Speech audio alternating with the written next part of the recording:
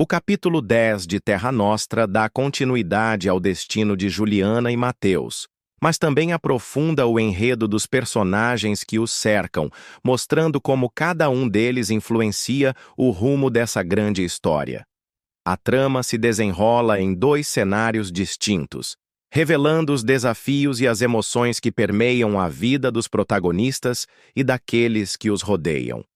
Em São Paulo, a vida de Juliana dentro da casa dos Magliano segue marcada por tensões. O senhor Francesco continua oferecendo a ela proteção e afeto, como se fosse parte de sua família. Sua bondade e compreensão são como um farol de esperança para a jovem imigrante, perdida em um mar de incertezas. No entanto, o clima de paz não dura muito tempo.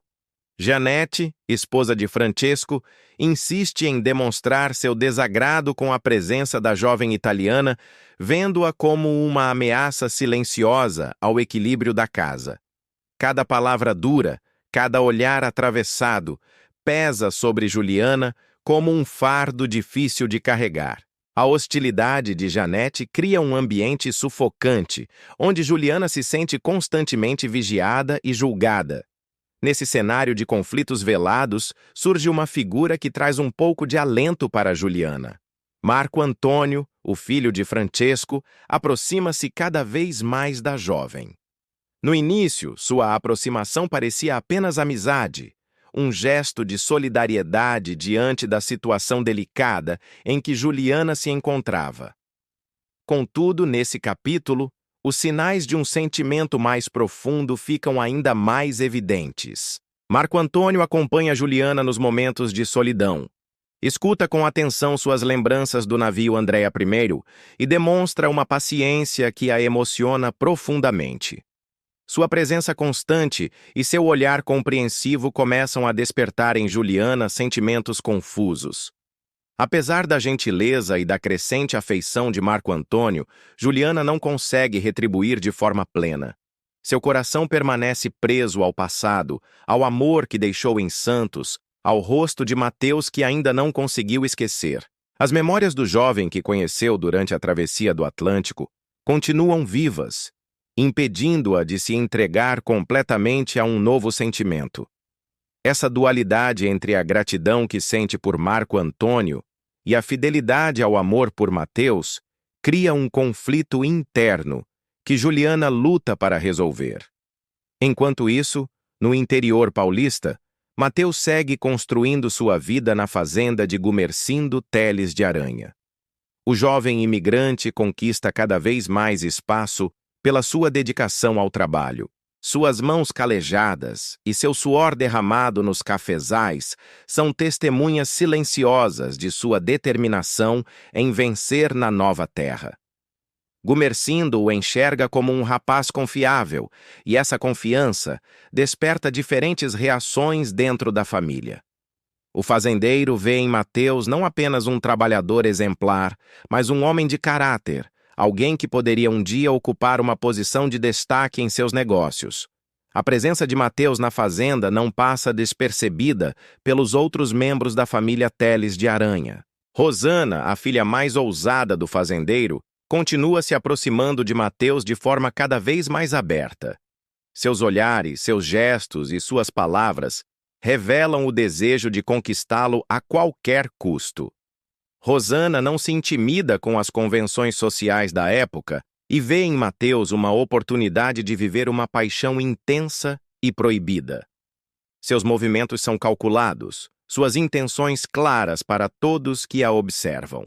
Em contrapartida, Angélica, a outra filha de Gumercindo, prefere o silêncio, mas seu coração já está tomado por um afeto profundo. Seus olhos tímidos seguem Mateus à distância.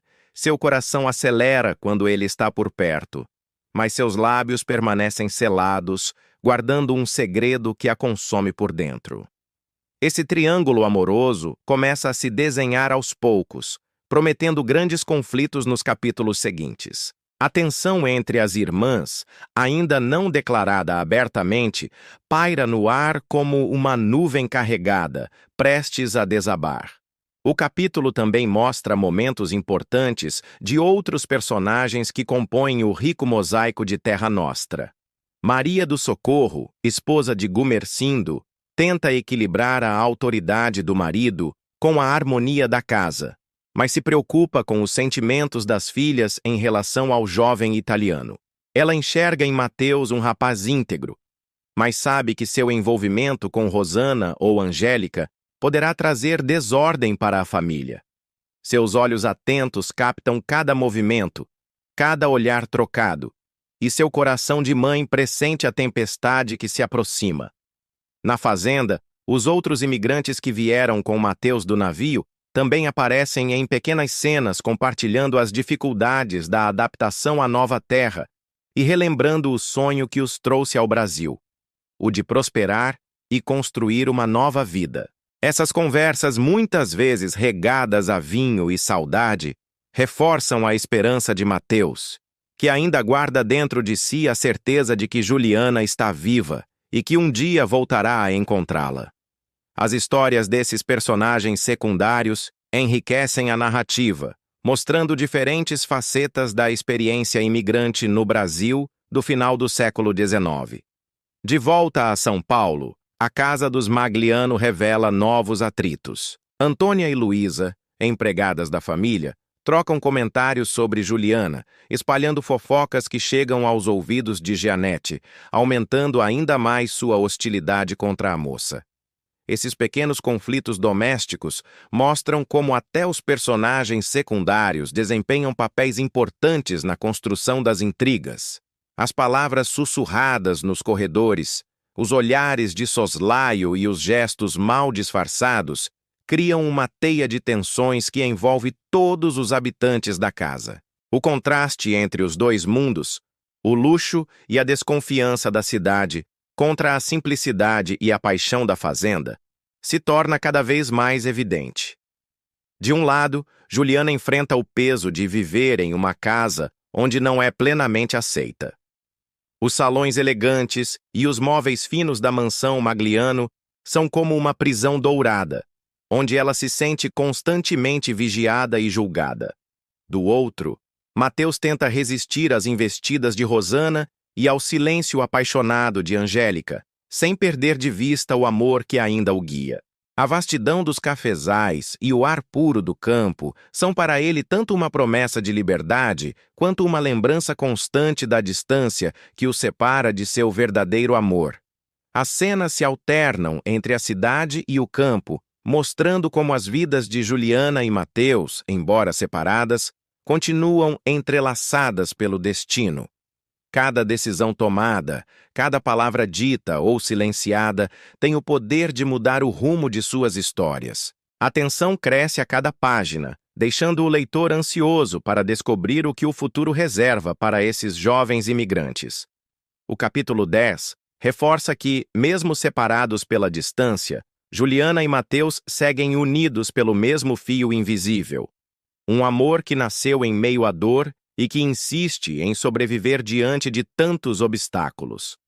As provações que enfrentam, as tentações que os cercam e as dúvidas que os assombram são como testes enviados pelo destino para provar a força de seus sentimentos. À medida que a narrativa avança, novas perguntas surgem. Juliana cederá aos encantos de Marco Antônio, encontrando nele um novo amor? Mateus sucumbirá às investidas de Rosana ou perceberá o amor silencioso de Angélica?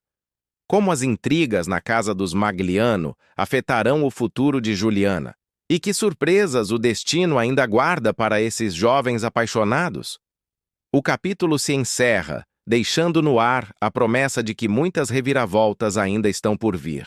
O destino ainda guarda muitas provações para Juliana e Mateus, mas a promessa de reencontro permanece viva, aquecendo seus corações em meio às incertezas. Terra Nostra continua a tecer sua trama complexa, entrelaçando vidas, amores e sonhos em uma história que captura a essência da experiência imigrante no Brasil, com todas as suas alegrias, dores e esperanças.